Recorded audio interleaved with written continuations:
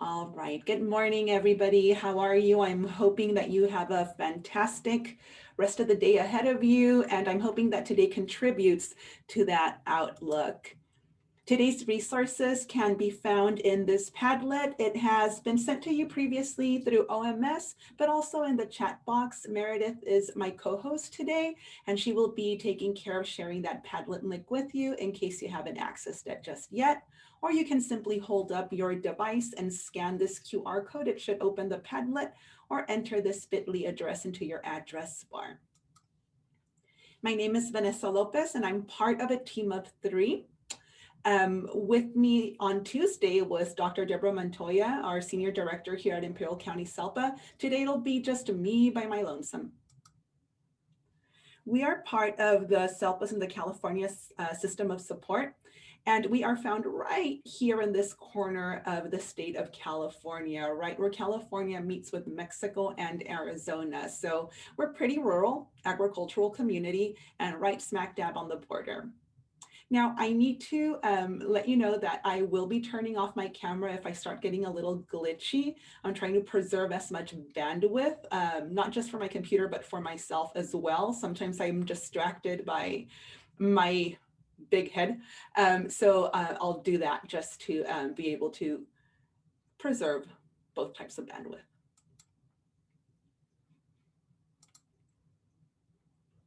The purpose of the SELPA Content-Ly projects is to work collaboratively within the statewide system of support. Our work at Imperial County SELPA through the Improving Outcomes for English Learners with Disabilities is focused on assisting CDE with the dissemination and professional development of the California Practitioner's Guide. So just to get started really quick, I love to do check-ins with people in general, people in my life, and of course with you, my Zoom friends this morning. On the animal mean scale, how are you feeling today? So last time we had on a scale of sheep. Now it's a more inclusive panel of animals. How are we feeling today? Go ahead and click into the chat and let me know, how are we feeling this morning? 5.9, love it.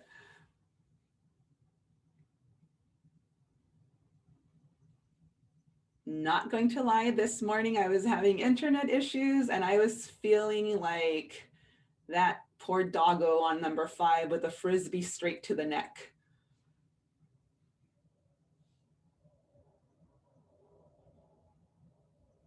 I love seeing some 7s and 1s, 4s.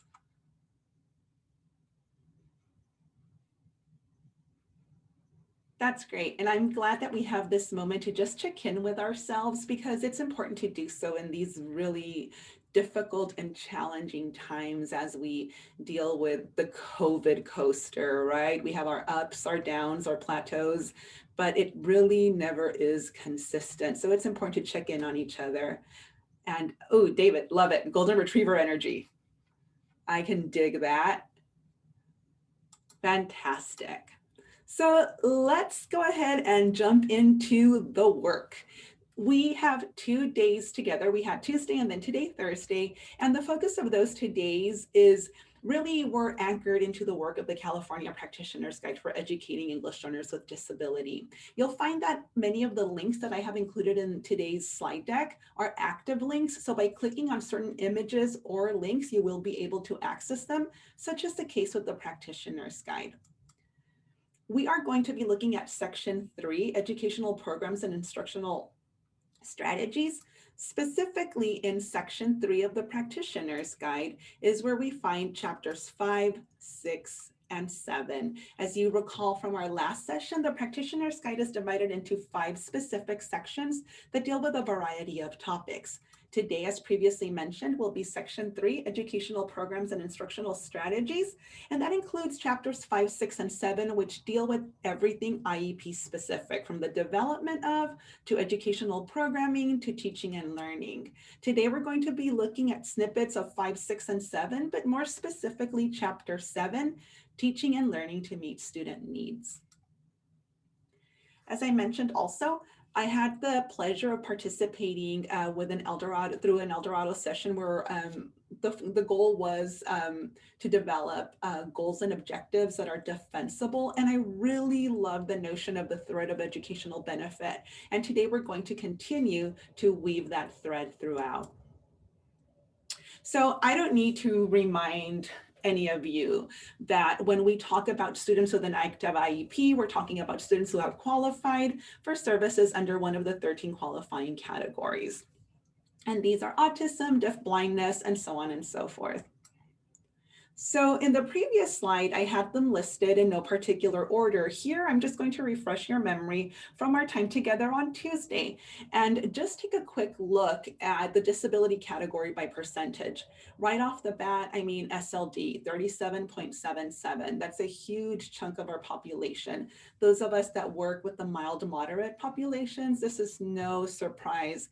And another thing that's specific to specific learning disability as a qualifying category is that it is mostly in this area where we have issues of disproportionality as far as English learners qualifying for services under SLD. So it's important to really consider that as we move forward today in our work, because we're going to be looking at this category specifically. Not to say that the others are not important, but just to ground our work today and to help us understand the process of literacy development for dually identified students. I think it's important for us to focus on a few things.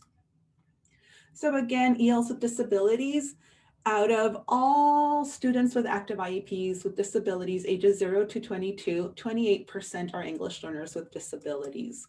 And these come with some very specific bits of information that we need to consider.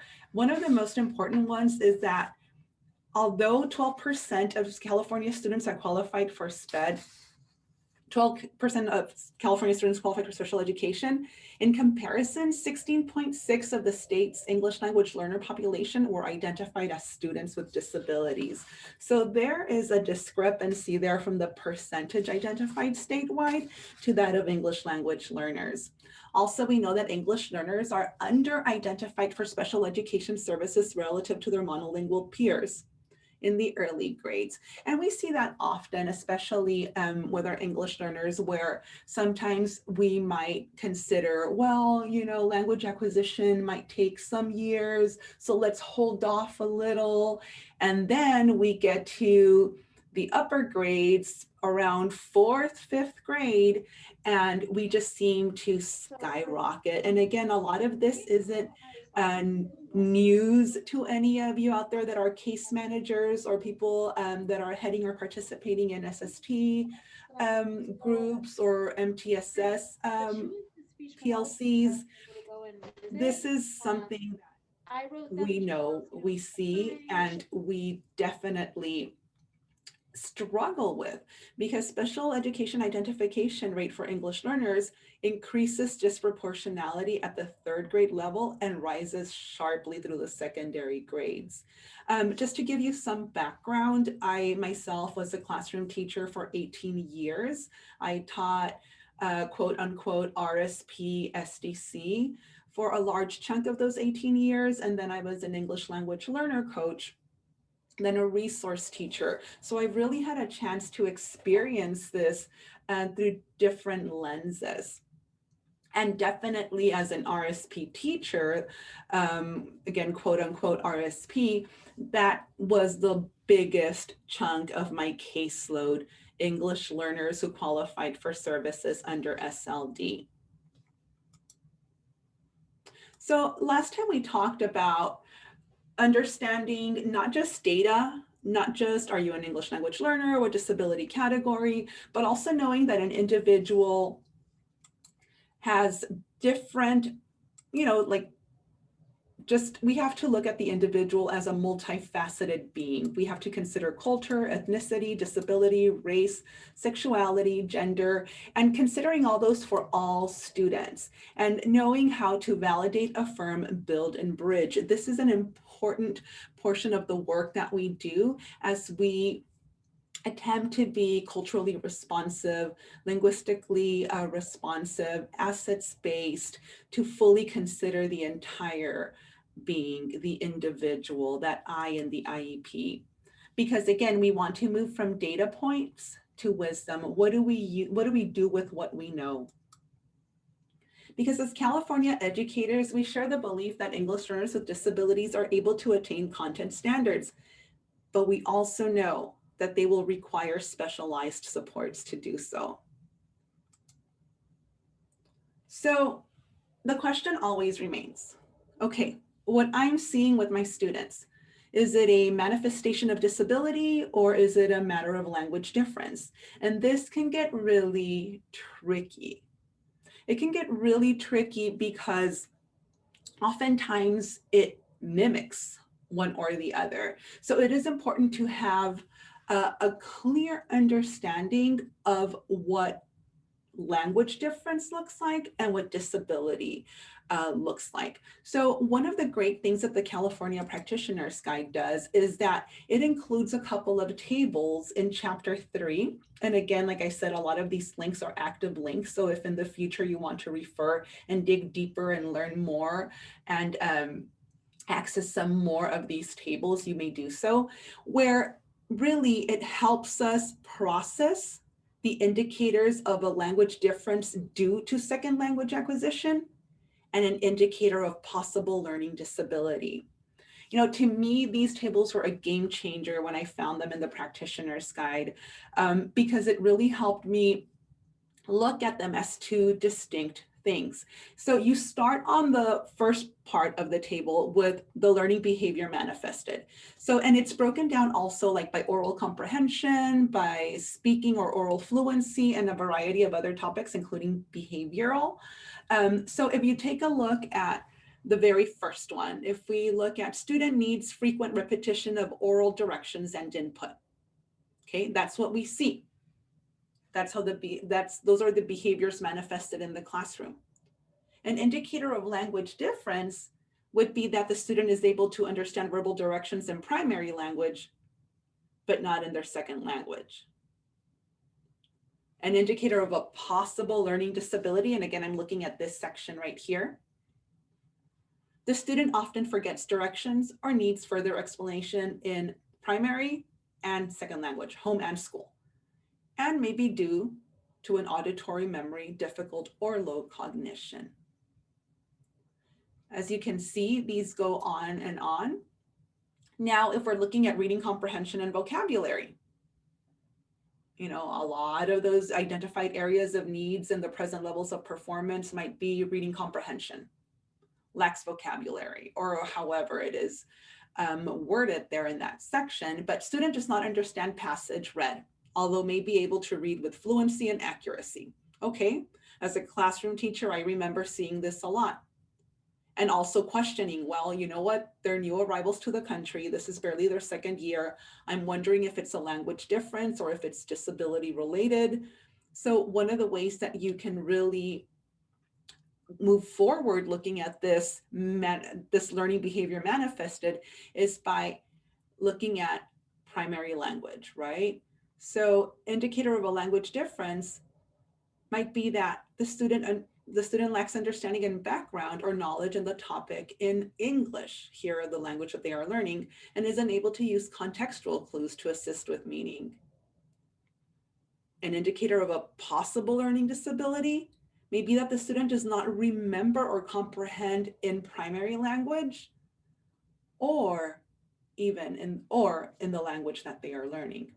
Right? This does not improve over time and may be due to a memory or processing deficit. So if you notice that the student is a Spanish speaker and they are continuing to have difficulty comprehending texts, even in their primary language, in this case, Spanish, then that could be an indicator of possible learning disability. So again, like I mentioned, these tables present a variety of scenarios in different academic areas that help you guide that discussion. Because really what we're looking at is at the intersection between language and disability, right? Not to say that language is a disability. We talked about this on Tuesday. Language, being an English language learner does not necessarily a disability make, though it does have direct impacts to how the student experiences opportunities in learning. Two major considerations for today then will be disability category and English language proficiency. Again, going back to the disability categories, 13 of them, and we know that even within each category, the spectrum is varied, how the disability manifests itself, what it looks like in the classroom, what it looks like in the playground, what it looks like in the community, what it looks like at 8 a.m., what it looks like at noon, what it looks like at 3, and what it looks like at bedtime. We understand that. But for today's specific purpose, we're going to look at SLD, just to provide a framework for the discussion we will be engaging in. So while you take a look at this chunky slide, let me take a quick look at the chat and see if anything's coming up.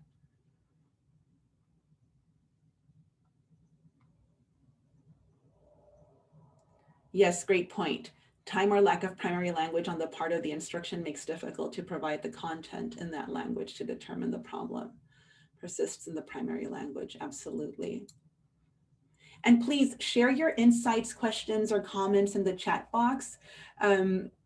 Meredith will be looking at those, and so will I as we progress through the slides. And if there's anything that I don't get to that you have a burning desire to address, know that I will stick around for 10 to 15 minutes after today's session, and I can engage in some conversation. And if I don't know the answer, which is most likely the case, I can point you to the appropriate resources.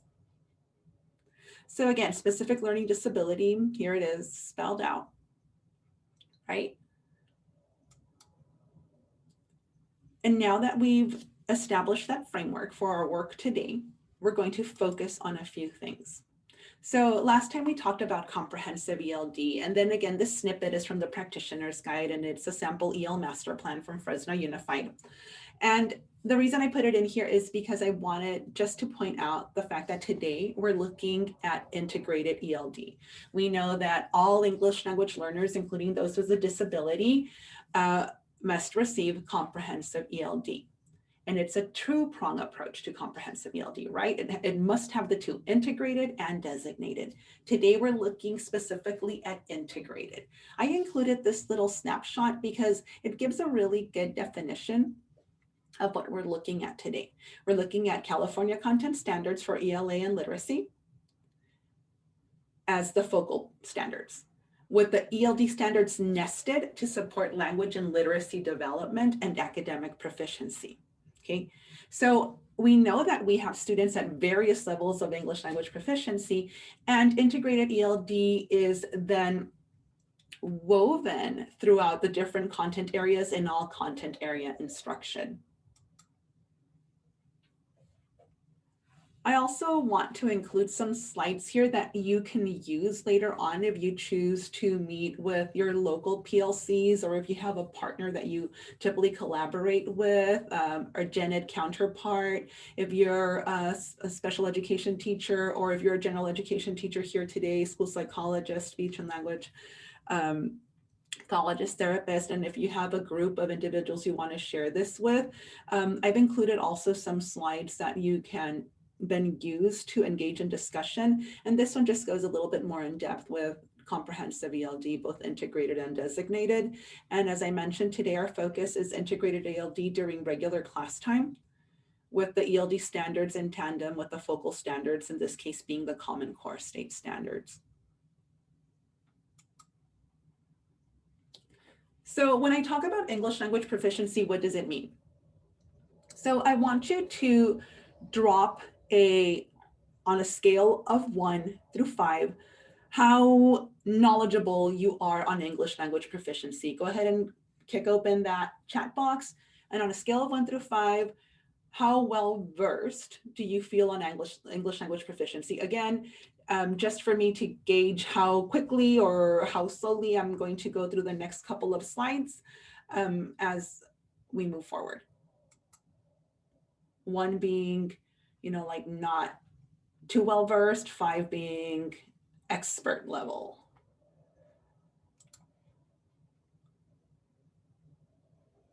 Scale of 1 through 5. Okay, great.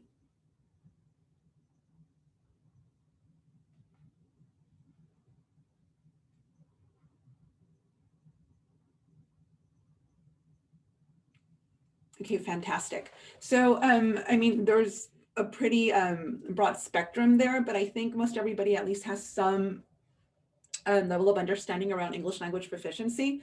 So let's go through this quickly. Initial LPAC. So once the home language survey is launched, that kicks off a series of events, right? One of those is the initial LPAC. So this is a sample student score report.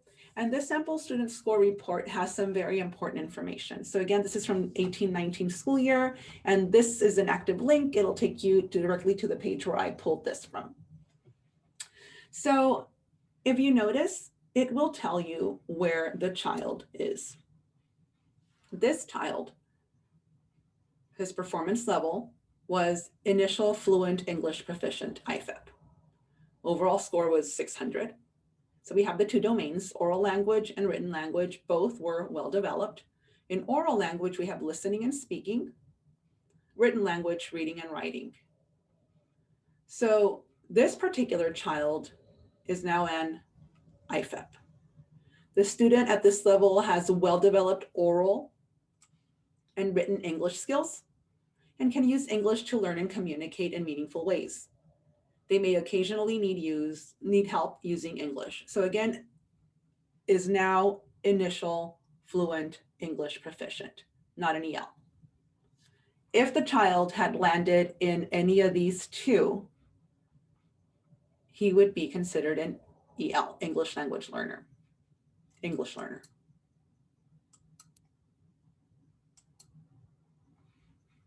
So here, again, this is a link. Also, it will take you to this direct page.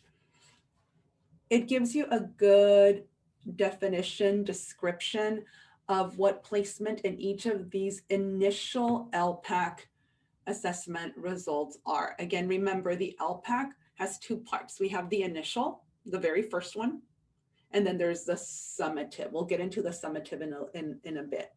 So the student in the previous slide was, determined to be an IFIP, initial fluent English proficient. This test performance level corresponds to the upper range of the bridging proficiency level. This refers to the ELD standards, okay? Should a student be intermediate English learner or novice English learner, we would look at these bottom two sections. Performing at being identified as intermediate English learner, the student has somewhat developed to moderately developed oral and written skills in English. And this test performance level corresponds to the entire expanding proficiency level, so that whole expanding range, and to the lower range of the bridging proficiency level as identified in the ELD standards. Now, if the student is identified as being a novice English learner, we know that students at this level have minimally developed oral and written English skills, and this corresponds to the emerging performance level of the ELD standards. Now, the summative LPAC is typically what we use once we have it available, right? When we're developing our IEP, specifically in the present levels of performance. And again, this slide we shared with you on Tuesday. So you enter these scores here, right? And then we look at the report and we write well-developed, somewhat moderately. And what does that really mean? And that, I think, is where we get caught with really being able to identify the best available supports across content areas. And embedded within that is literacy. Literacy has a very active role in every single one of the content areas. Knowing how to best support English learners with disabilities involves not just knowing how the disability manifests itself, but the language development as well. I need to know what these numbers mean so that I can align, so that I can develop, so that I can provide the supports necessary that are linguistically appropriate for this particular student. So let's look at this score report. So this score report indicates that the student is at a level 3 at 5th grade. And when we're looking at the oral language cluster, which includes the listening and speaking domains, they're right at that level 3 as well. And then when we're looking at the written language cluster, that includes reading and writing. So fairly consistent. The student is fairly consistent. And just to also call your attention to the write-ups that you see are actually snippets of one of our, it's like a demo profile that we use for training. So this is not an actual IEP in case you're wondering. So drafting the plot, looking at communication in English, a lot of times this area is set aside for speech and language information, but I think it's an appropriate place to include some information that is specific to their LPAC level as it relates to their initial, if it's the only assessment they've had access to because it hasn't, the summative window hasn't opened just yet, or to enter the summative LPAC results as well. So on the back of that report page, you have some very important information that can really inform the development of the communication section of the PLOP in the IEP. So if you recall, the student that we were looking at the previous slide, they were a level 3. It gives you a brief description of what the student can typically do at this level. Okay, another thing is that down here, it tells you again how it aligns to the ELD standards and what types of linguistic supports the student may need. Here from the practitioner's guide, we have a correlation table that shows us the LPAC performance level to the ELD standards proficiency level. Our student was moderately developed, which puts them at the expanding and bridging, requiring moderate to light linguistic support. Okay, what does that mean, right? So again, in the practitioner's guide in section 1, chapter 1, you have a description of what those different levels are and what they typically look like. I also provided a link to the summative LPAC general PLDs, which is, you know, our realm is full of acronyms. PLD is performance level descriptions. So it'll take you directly to that. And this one will take you directly to the chapter that deals with the summative LPAC performance level descriptors as well. So knowing where the student is incredibly important. And there's a variety of resources out there. One of the ones that I came across that I thought was really easy to use and just very much detailed and clear, because oftentimes in our world, there's a lot of, you know, a moderate support is what it is necessary for the student to gain access to literacy in social studies content area. Well, what does that mean, right? Like what does moderate look like? So this resource is really neat because it gives you examples. So if we're looking at expanding moderate support, the student requires moderate support, what might that look like as I'm attempting to build background? What might that look like as I'm attempting to model in structured peer talk, in the scaffolding of language use? So if we're looking here, it gives very direct feedback onto what you can do as you are planning for instruction for students requiring this level of support. You will find this document as a sample. There's plenty out there, and you may want to take a look at it, use it. It's included in the Padlet as well. So oftentimes we leave our mod severe friends out of the conversation. And the question often arises, well, what if all I have are VCALP scores or any other locally determined alternate assessment, right? So no worries, if you're using VCALPs, these are aligned to the ELD standards and therefore support the development of linguistically appropriate goals and objectives. And they are fully aligned. So here, let me show you what I mean. So here are the levels for each area. Beginning is the same as emerging, somewhat moderately expanding, well developed is bridging. So these would be your overall levels. So again, using this guidance, you can still determine what types of supports might be necessary for students that take an alternate assessment. And as a reminder also, remember that the alternate LPAC is right around the corner. So that will become our alternate assessment and will replace whatever locally determined alternate assessment for English language proficiency you have been using. So let's get to the meat of it. Best practices for literacy development. So here are some framing questions for English learners with disabilities, right? So the framing questions as we're planning instruction for specifically literacy. So here are some of the questions that are applicable to all students. So all of these should be considered. In addition to that, we want to look at the following for students who are dually identified. Language proficiency of my students,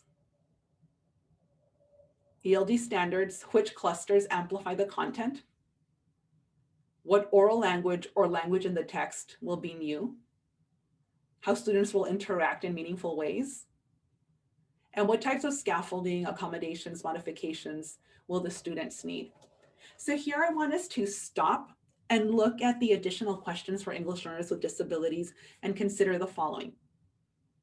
So we talked about SLD as being the disability category that we're going to be thinking through as we approach literacy development for dually identified students. If you want to, you can stay with that disability category, or if you want to, you can explore maybe OHI, any manifestation of, or autism. Full disclosure, on top of my professional background that I shared with you earlier, having taught for 18 years, I'm also the mother of a child who is autistic. He prefers autistic, not student with autism. He's autistic and an English language learner with a secondary of OHI for ADHD. So I truly have skin in this game, right? So when I'm thinking of these framing questions for English learners with disabilities, immediately on how the autism manifests in my son, I worry about this one. How will students interact in meaningful ways and learn about how English works in collaborative, interpretive, and productive modes? So if I keep him as my lens, I'm going to consider, yes, his proficiency level, yes, his ability to develop literacy in content areas, but as they're developing language in these integrated ELD structures through content area instruction, I want to be sure that I provide the appropriate scaffolds and supports that will allow him to interact in meaningful ways. Brick and mortar day, group work, very difficult for him anyhow, right? So if I were the teacher, I would have to consider what supports I could place in there. And some of the ones that worked best for him were ones where he could partake remotely by either videoing himself, voice notes, using Flipgrid, Screencastify, Loom, any variety of technologies available that the classroom teacher had thought out to provide him with that would allow him to practice that English, that would allow him to engage with his peers, that would allow him to interact in meaningful ways on how English language works. So again, just because we are providing specific supports, for some students, that might not be enough. Yes, I'm providing structured collaborative opportunities, but does that work for every single child who is dually identified? And that is where not just English language proficiency, but disability category come into play. That was a mouthful, huh? Okay, Megan, yes. So the framing questions, they should be linked in there. If I haven't linked those directly in there, I will go ahead and do that as soon as we're done today. And I'll label them just that, framing questions for English learners for disabilities. Thank you for your comments. I'm checking the chat box every so often. Then we consider key themes of literacy and ELD instruction across content areas. So chapter 7 is rich in teaching and learning for students who are dually identified. And one of the greatest figures that I came across was in the key themes of literacy and ELD instruction across content areas. So these are consistent throughout: meaning making, content knowledge, language development, effective expression, and foundational reading skills. It goes on to give you a brief write-up as to these key themes of literacy and how ELD really is woven throughout. You cannot have one without the other, especially when we're talking about students who are dually identified. Knowing, for example, in meaning making, the central purpose is for interacting with text or producing text or engaging in research. So already considering disability categories, what might that look like if we're having a child who is receiving services under SLD for dyslexia? The child might be perfectly able to access text with the support of a text reader, right? So how do we provide for these opportunities that are disability specific resources that are appropriately that are developed appropriately or presented appropriately according to the student's individual linguistic ability as they're developing their English, but also just the individual, right? So just thinking of having, text read aloud. For some students, they really do not respond well to a female voice being read or the male voice doing the reading. So having those moments where you check in with the student to say like, hey, do you prefer this voice or that voice? Or also, like, hey, would you prefer to have this section just read aloud to you by a support person in the classroom? Whatever the need is, whatever the individual student's comfort level is, whatever is identified in the IEP as being appropriate. I know oftentimes we want to move away from having an individual doing the reading just because the end result is to have the student develop independence and ability to access texts as they need, in a variety of settings, and having that human with them might not always be possible. But for specific situations, it might be appropriate, again, discussions to be held with the IEP team, with the child as far as preference goes as well. So here are some recommended teaching and learning strategies to support English learners with disabilities. Number 1, leveraging background knowledge. And that is key everywhere, right? Not just for students who are dually identified. And that's one of the things that you'll see pop up, those of you that are familiar with ELD, who are ELD teachers, ELD specialists, ELD TOSAs.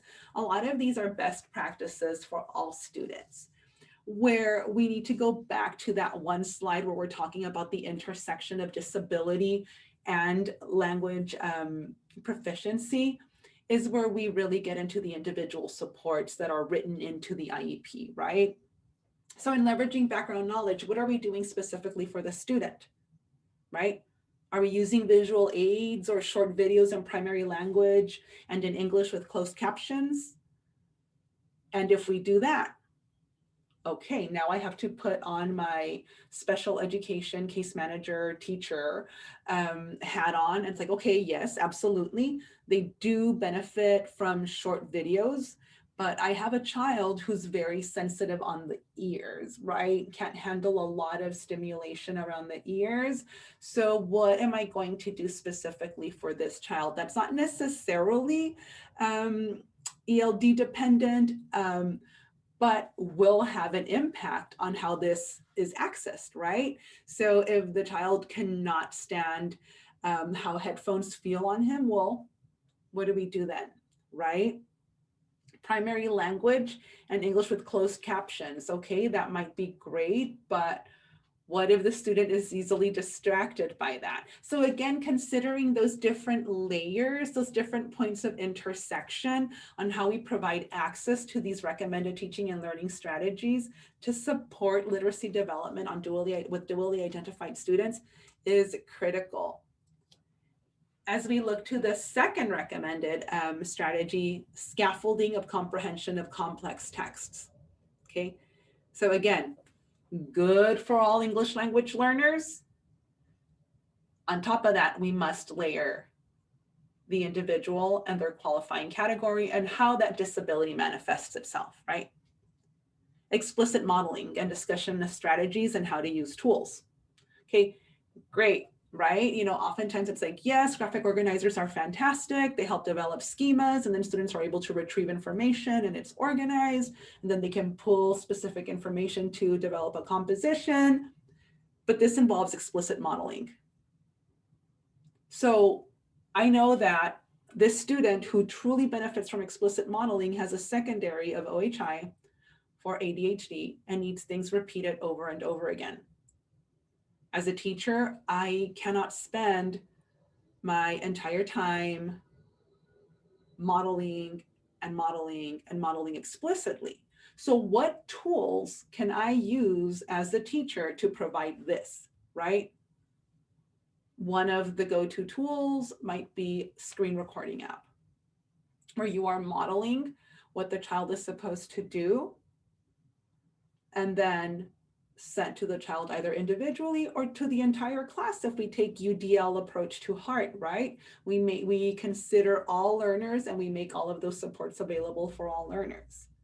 Again, it's that intersection of disability and language proficiency. Fostering vocabulary development. Explicitly using primary language, including cognates and developing cognate awareness. So if you have the primary language knowledge to be able to do this, that's great. But if not, what resources might be out there that might allow me to do this? So in some of our communities, you know, pockets of our communities, there might be a go-to person that you could maybe reach out to. Within our school environment, there might be a person who speaks the student's primary language. And if not, just technology-wise, let's check what's out there to support vocabulary development. Scaffolding writing and language awareness. So explicitly teaching and discussing how written texts are organized, using anchor charts to explicitly show how different genres are organized, and again, graphic organizers to support organization and content of writing. So these are great. Now, I have a series of graphic organizers and notes that I've developed for students to support. This is me doing a teacher think aloud, right? I have these graphic organizers, I have these notes, and I've just included the salient points, and I'm going to project them or do a screen share, and then the student can copy down. Well, what if I'm dealing with visual motor integration issues, right? How might that impact my ability to keep track of what's being shared on the screen or what is being written on the board? That was Siri just kicking in. My own assistive technology. And what the student is being asked to do. So remember that when the student is being asked to copy from the board or to copy from the screen, as if you're screen sharing via Zoom or Google Meet, they're having to keep track of two different planes, right? What's on the screen, what's on the board, and then back on the paper. You know, that presents some difficulty as they're trying to coordinate between the two, not just visually, but now retaining that information and then transcribing it onto paper, which includes another set of skills. So again, that considering how the disability might manifest itself and that intersectionality. Collaborative discussions, we touched on this briefly earlier. Providing appropriate to the discussion, language frames or stems that students can choose to use or not to support discussion. You know, for some students, having those written out might be sufficient. For others, you might need to cut them out into strips individually so that they can better organize which ones they are using. You may color code them, or you may have them available on an iPad or on any electronic device that they can access to partake in collaborative discussions for meaningful interaction with peers as they seek to develop literacy and English language development.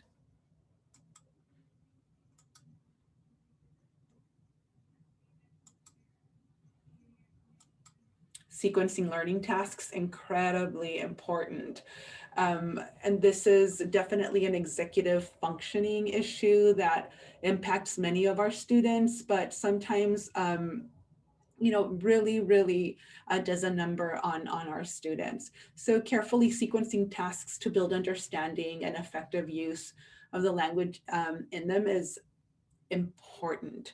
Modeling close reading of complex texts, you know, to help build that ability to follow a series of steps that help us get to a point of understanding so that we can then later use that text to extract meaning and make connections, which can be very difficult for students who are learning a second language and also dealing with the manifestations of their disability in one content area, two content areas, or in all content areas. So one of the projects that Imperial County SELPA worked on was on the development of an infographic for these evidence-based practices that I just shared with you, and English learners with autism spectrum disorders. So if you are interested in accessing this infographic, you can do so by clicking on this active link. And I think I also embedded it within the Padlet. And what we did is we took evidence-based practices for autism spectrum disorder and we paired them with English language, English learners, students with disability strategies found within the practitioner's guide, and gave you a direct link to the Affirm modules that teach you how to use those evidence-based practices. So like I said, that document is available in the Padlet. You can download it as a PDF document. It has active links that, as I said, take you directly to the Affirm modules listed for the evidence-based practices. And you can also download it as a PNG image if you want to use it on your website as well. This is a free resource. Please feel free to access. And I will let you know that we're working on developing a couple of additional infographics that are disability category specific. Let me check the chat really quick.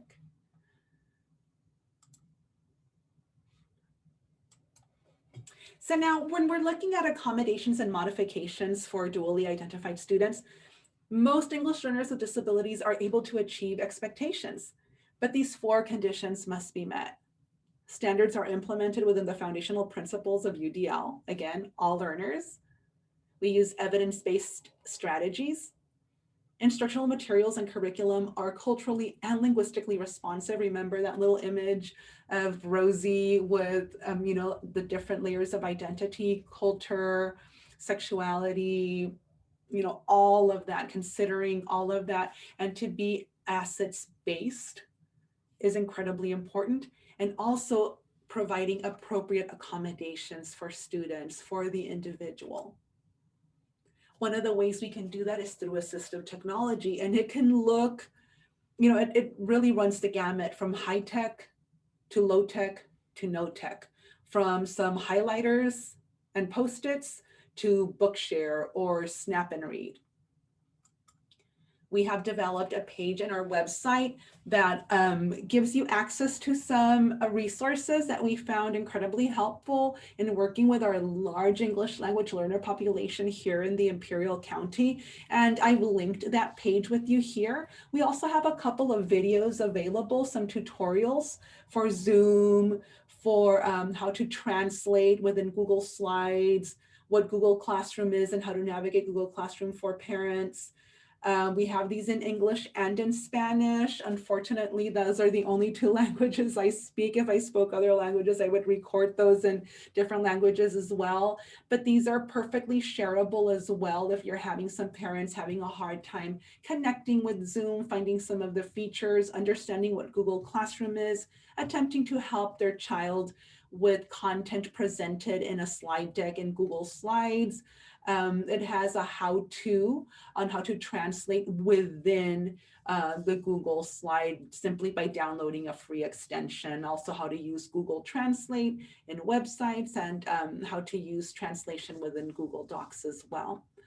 We also have a Padlet embedded in our website. And again, you have access to that by clicking on this bit.ly or by going to the Padlet that links to our AT page, where we shared additional resources and a training that we did on assistive technology. Shout out to my AT partner, Tiffany, who's on this session, I believe.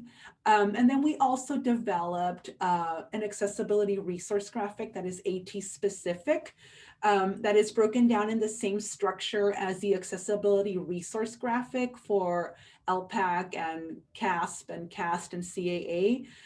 Where we show universal tools, designated supports, and accommodations, and basically going from the most basic to the most significant or specific needs as you guide your discussion towards this. So I mentioned earlier that our AT graphic mimicked the accessibility resource graphics developed for CASP and LPAC, and here we are. So we saw those on Tuesday. So this is one of the ways that we could provide access to content, to literacy in all content areas. So what ways can we replicate the supports, whether it be a universal tool, designated supports, which we know are available to all. You don't need an IEP or a 504 to access universal tools or designated supports. So how can we replicate these supports developed for assessment in the classroom? If I strain my eyes here and try to read what universal tools here say, line reader. So that's available for all students. How can I use line reader in the classroom? How do I scaffold the use of line reader? Well, maybe I want to start with using a piece of construction paper to help guide, a little bookmarker, and then let them know like, hey, there's a digital feature that replicates this, it does this, and given the student ample time to practice these supports and accommodations that they will then use to access and demonstrate mastery and or knowledge as they're assessed with the LPAC, but giving them opportunities to do that within the classroom. Also, anytime you see this little icon on the slide, it means that you can click on it and it'll take you directly to the Padlet. And it also indicates that the resources shared here are included in the Padlet. So all of that is what takes us to linguistically appropriate goals and objectives. So like I said, I taught for all those years, right? And for many years in, that large chunk that I taught, it was like, okay, check the box if you're providing supports for reading, writing, speaking, and listening. That was my understanding, right? Sure, I knew the SELP levels. Sure, I entered that in there, but did I know specifically what those SELP levels meant? Not at the beginning. And it took some learning and digging to really be able to understand that. That's what a linguistically appropriate goal and objective was. It was the intersection of English language proficiency and manifestation of the disability as identified in the present levels, the section specifically that talks about area of need. So central to that is unpacking a standard, right? Because we know that developing standards-based goals and objectives also is important, right? It's a must. Knowing how to do that is incredibly important. So I'm taking a look at my clock and I know that I'm running out of time, but I do want to let you know that this is an active link to the video, and it's a video that talks about how to unpack a standard. Now, it's an old video, but it's just so well done. And the way you're walked through how to look at a standard as you're trying to break it down into its elements is very valuable, because it'll help you develop standards-based IEPs that then in turn, when you layer English language proficiency specific supports, get you to that linguistically appropriate goal.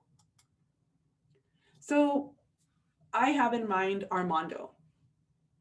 He's a 5th grade student, qualified under SLD, is an LPAC level 2, low in reading, English learner, struggles with writing, low vocabulary, doesn't make his AR goals, and goes to ELD exchange. Does this tell me enough to develop a linguistically appropriate goal and objective? Yes or no, Y or N in the chat box. What do you think? Is this enough?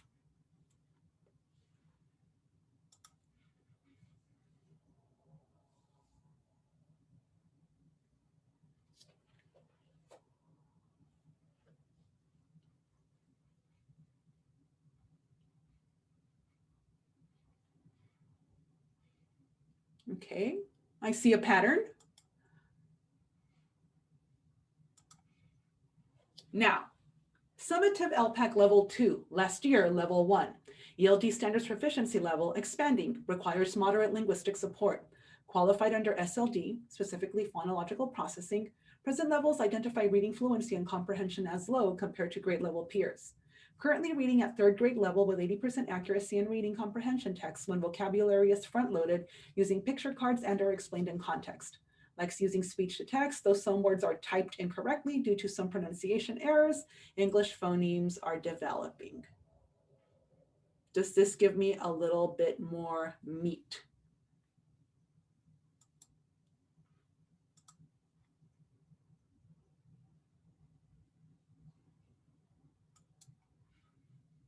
Absolutely. It gives me a little more. Does it give me everything?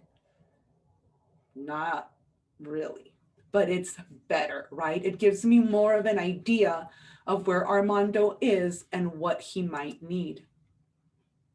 So if the present level indicate comprehension and fluency, let's focus on reading comprehension. We're going to need linguistically appropriate goals and objectives. We read in the previous slide that he was a level 2. We need baselines, both related to the area of need and the ELD proficiency level. And these are tied to the conditions and supports built into the goals and objectives. And that's where some of those accessibility resources that we looked at earlier may be replicated in the classroom. How do we provide supports that they can later access in assessment to be able to show their growth?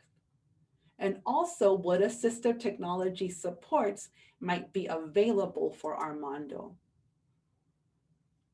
So I realize we're running, well, we ran out of time a minute ago, but let me take you really quickly through what this next activity was going to be. So we were going to focus on reading comprehension standards for 5th grade, go into the Padlet and take a look at this grade level standard. We identified reading comprehension as an area of need. So here's the reading standard. We were going to take a look at the LAUSD resource, which is where they've taken the standards and aligned them to find out what we could do for Armando as we're trying to develop a linguistically appropriate goal and objective. So you will be able to do that here. Let me take you quickly to where that is. I was going to have you enter some of your own goals and objectives that were linguistically appropriate. You can claim a slide and develop them there. You don't have to do that right now. But I was going to take you here. Can you see my Padlet? If I could get somebody to unmic and just, yes, okay, perfect. So then what we were going to do is we were going to take a look at these standards. Just let me pop them open really quick. And I understand if you have to go, don't feel bad. I can talk for hours and hours. If you need to go, go ahead. But if you have some time, let me walk you through this absolutely helpful resource. So Armando, we said, who was a 5th grader. So let me give you vertigo by scrolling down super quickly to 5th grade.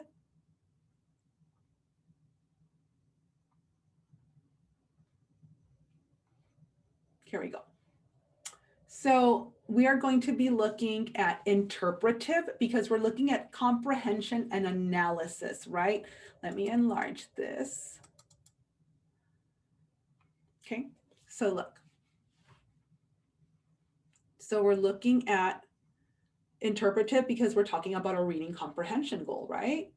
So we're looking at comprehension and analysis of written and spoken texts.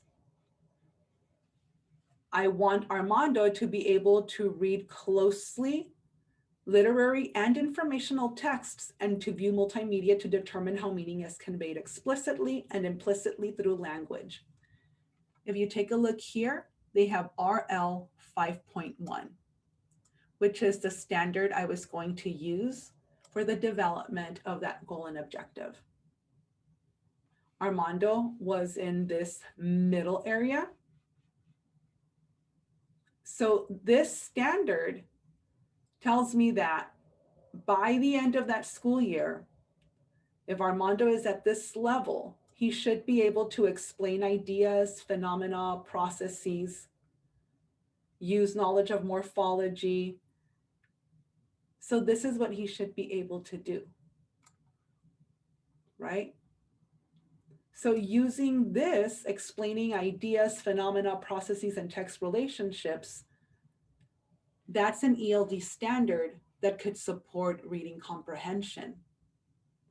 So if you are using a graphic organizer to help him compare and contrast what's happening in text, you are supporting that particular standard.